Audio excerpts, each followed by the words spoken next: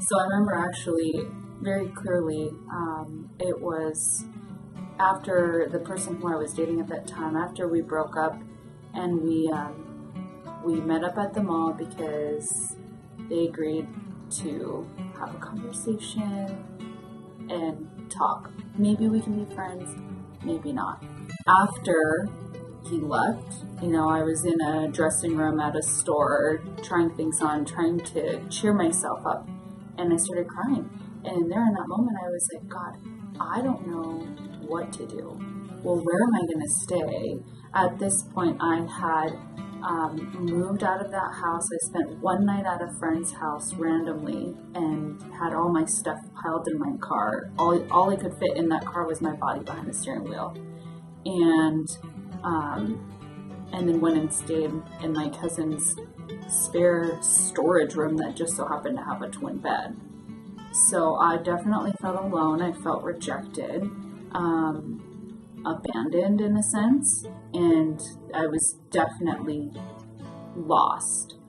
And the very next day, I went to work and had this conversation with a girl who's now one of my closest friends. And she invited me to church. The head pastor. And he said, I know that there's a person in this room that's going through something really hard. And maybe it wasn't your fault. And, or it could be something that you don't understand why it's happening to you. And you're really, really hurt. But I want you to know that there is a God that saves.